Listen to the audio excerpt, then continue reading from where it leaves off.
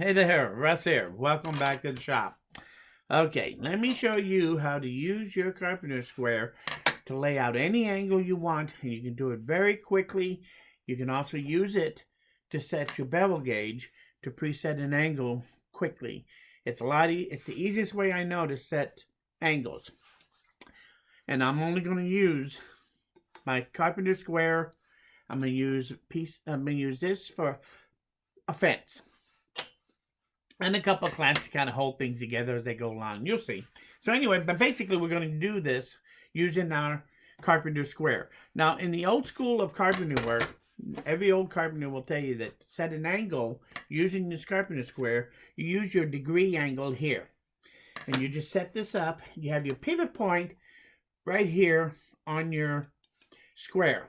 And that's down here. So you set this up and you set this to your point, to your vertex point. Vertex. Two lines come together to make an angle. Well, the point where those two lines come together, that is called the vertex, that point. So our vertex point here for all of these lines is right here. So if I bring my square over to that vertex point, and I'm just going to clamp this down real quick just to make this even easier for me. And so that makes it easier for you to see what I'm doing. So if I put that there,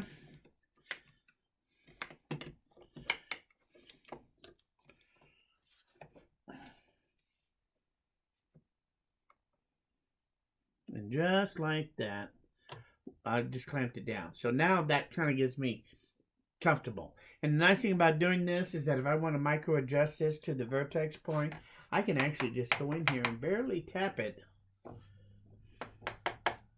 and put it where it needs to be.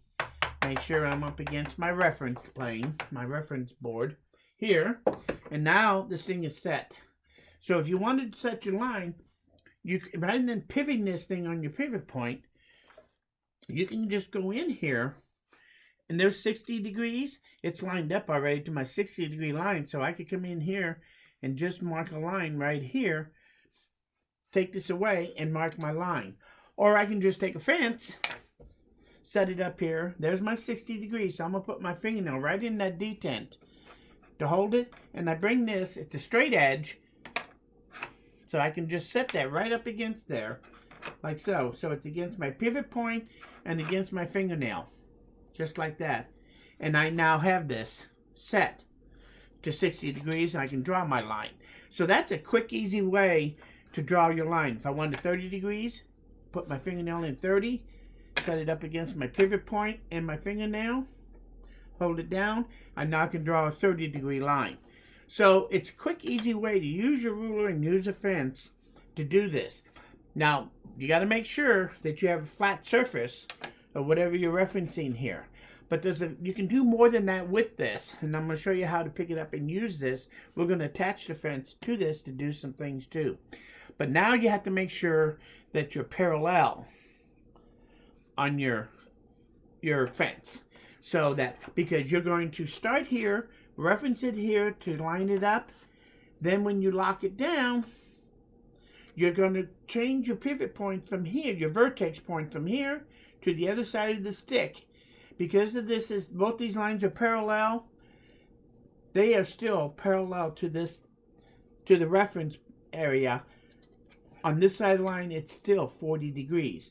But my pivot point is actually moved to this side of the board is all. So that's why you have to have this parallel, because depending on what you're doing with it. Let me show you what I'm talking about. So let's do that same 60 degrees, but we're going to do it this way instead. So as you know, if you took this thing and pivoted this way to 30 degrees here, you would take 30 away from 90 to get your 60. And this is your scribe line on your square. Instead of scribing at 90, by pivoting this 30 degrees here, your scribe line is now angling at 60 degrees. So that's how you get this to 60. So we're going to take, and instead of pivoting it, we're going to set our fence on the underside here and line it up to that 30 degrees. So I'm going to take this fence and let's just clamp it down.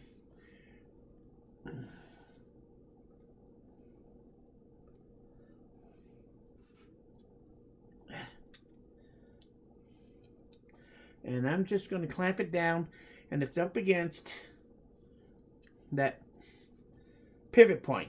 Now, that's this edge of the board.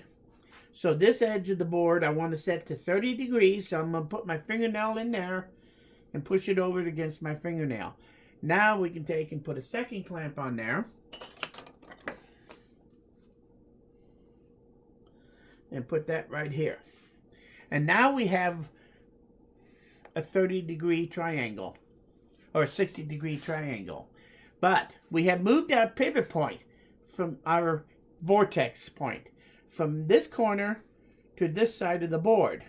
So when we hold this against here, we're still set to 60 degrees from this vertex point right here.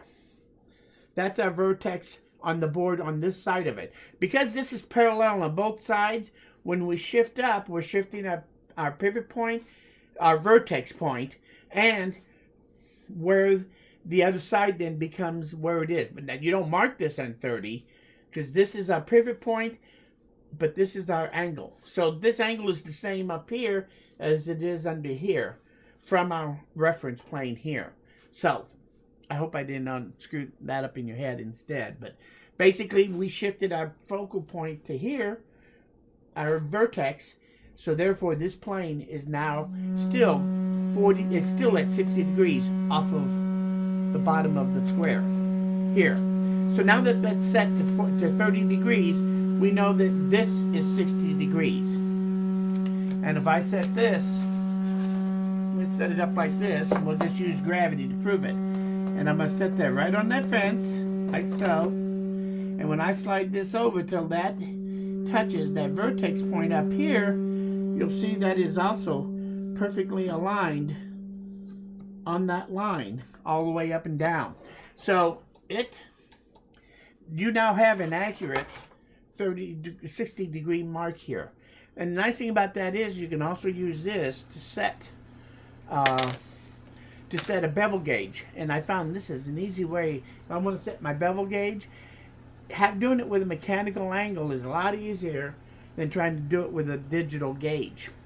So for example, I'm going to pull this out this way because we want our bevel gauge to set on this part over here. And I'm going to make sure I'm against my pivot point, and I'm going to put a clamp on it to hold it there. And then this is our pivot point, so this side of our reference should be right at the 30 degrees. So I'm going to turn it over, and let's line this up with my fingernail right on that 30 degree mark. And let's put another clamp on it right there. And now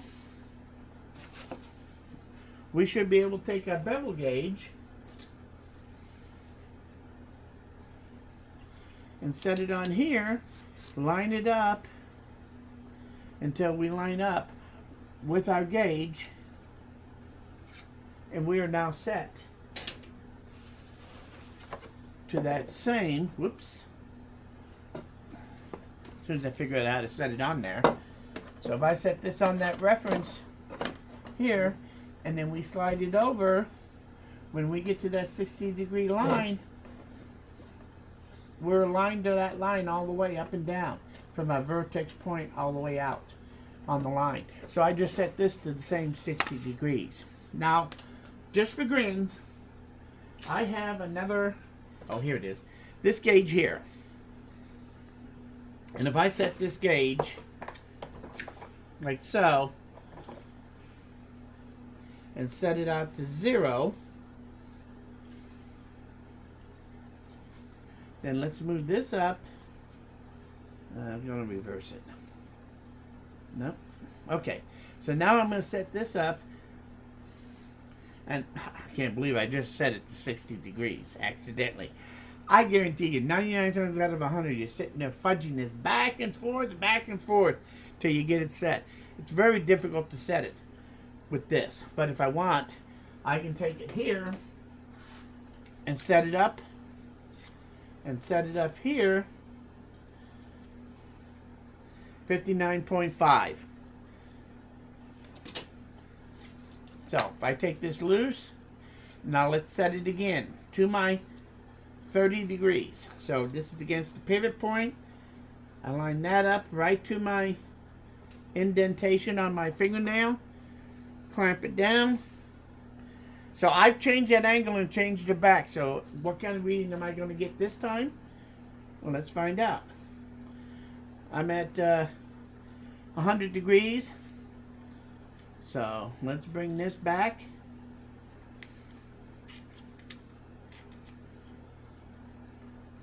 And I'm at 59.4. So I'm 1/10 of it, and actually it moved on me. It's a little loose.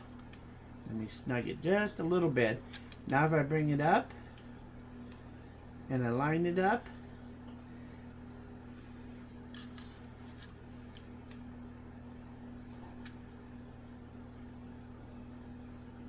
I'm at 59.5 again. So you can set it consistently the same, and you're going to be within 1 or 2/10 of a degree without any problem, which honestly, getting that any closer than 1/10 of a degree without major fudging, you're not going to either. But I can get a consistent reading every time by using my increments and my fingernail to do this. Now, this is all pretty easy to do by doing it that way, and you can do it by setting the fence on here, or you can do it by using your fence with everything laying down. Just make sure you have something that's non-slick, because otherwise this thing will slide all over the place while you're trying to do this. And that will make it so that everything will hold still for you. Sometimes your line is not the edge of your board. If you're laying out something on a flat panel and you have a line, this is my line here, it's not parallel to any of these sides.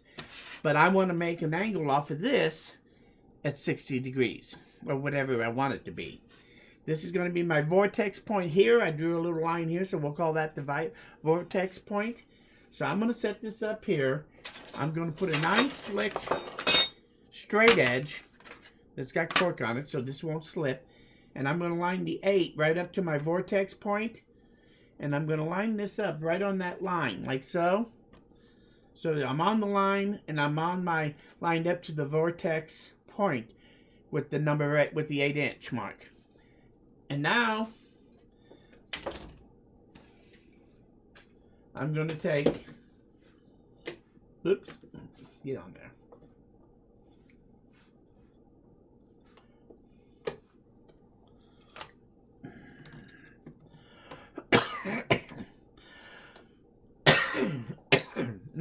Excuse me.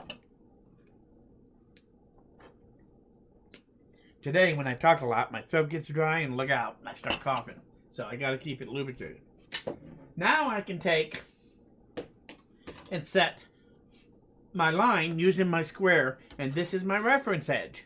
So I can put that up now against there, and I'm going to bring this over to my 8-inch. Now I'm going to cheat, and I'm going to use my little OTB awl. And I'm going to put that right on the scribe line of 8-inch. And then bring this over against it. That makes it real easy to line it up at my vortex point. And now I have the same thing. I can easily take this now if I want 60 degrees. So I bring this up. My point there. And if I use, again, my little, and set that right there. Now I can just take and easily just set this against both points. Hold it down. I'm against everything. Looks like I'm lined up on my point. I'm lined up on 60. I can draw my line at 60 degrees. And I should have, there's my previous 60-degree line that I did, and I'm right on it with my mark. So I can just as easily, right here, still calculate any degree I want to draw a line off of this line here, even though it's not on the edge of my board. So all you have to do is lay your own straight edge on there to be able to put this up against it, and you can do the same thing that you saw me do from the edge of the board. So between using a fence and your square, you can line this up to any angle you want using the little fence. So the key is the fence. You want it to be non-slick, because if I take something like this and put it on there, that doesn't stick very well, no matter how hard I push down. But if I take something, yeah, right, that's going to magnetize. And I put something with the non-slick, it ain't going to move. I'm instead going to move the other. So that doesn't slip once I set it in place. That's what's important. So make sure that whatever you're using for a fence is non-slick, because the least little movement will throw off all your lines and your angle will be off. Same thing holds true with this. I can use that ruler because it has a non-slick bottom, and if I put that on there, you can see it does fine. If I turn it around, not so well. So it's hard to move this thing now. So you want something non-slick to use as your fence when you're making your whatever you're going to use your fence, and make sure that this is parallel, because you also want to make sure that when you're attaching this, your pivot point is here, so this side is your reference side of your board right now, of your fence, and that is where you set the 45 against the pivot point. And then when you clamp it down, now you want to use this as a fence, like this, and this is your scribe line. Now you have to make sure that you're actually going from here to this side of the board. That means that your pivot point is moved from here to here, but your angle is still, off of here, is still 60 degrees. You just changed your point of your vertex to the other side of the board. But because these are parallel, this is still 60 degrees off of this here. Or I'm sorry, or off of 90 degrees here, technically. So you can use the other side of it just as long as you move your vertex point over to the other side of your board too. So I measured it here, but then I moved over and used this side of the board, but I also used this as my pivot point instead of here, or my vertex point. So you can do it as long as this is parallel. That's why I told you early on this had to be a parallel piece of wood.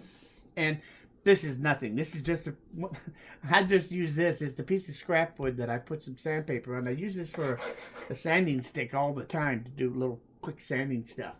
And it was laying here and I looked at it. Oh, that's a good size for it. So usually I use a ruler, I have found. But this is a little wider. It's up a little narrow. Actually, I like it better. So anyway, I'm going to... Excuse me. Might as well give you a little of everything today. So, anyway, that's it in a nutshell.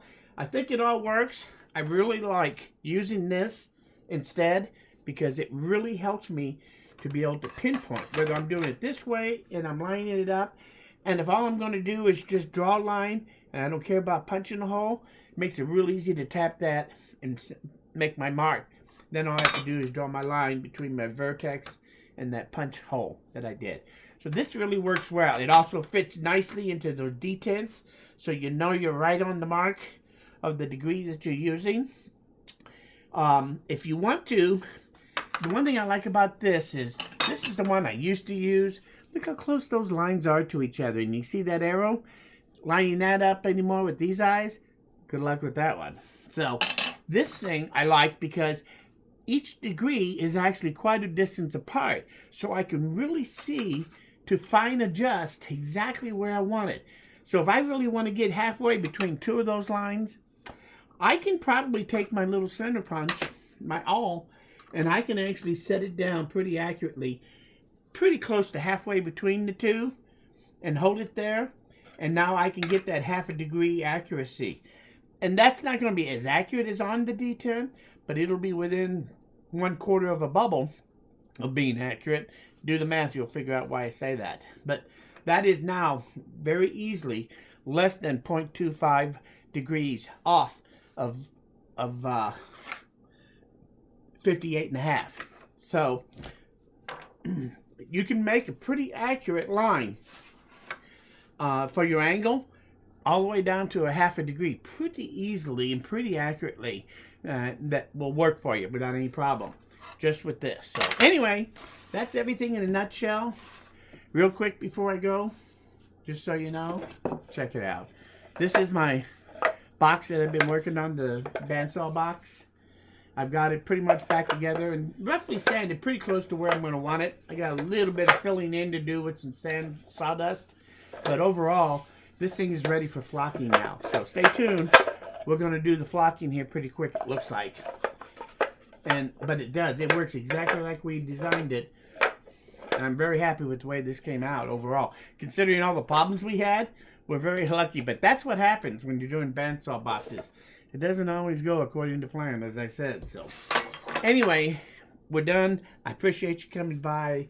I had to do a little rambling. If you have any questions here, comments, leave them down below. Any thoughts about how I did this, let me know. But using the fence on your square really is a great way to get additional use and accuracy from a carpenter square. So I hope you liked this video. Hit that like button if you did, or if you learned something here.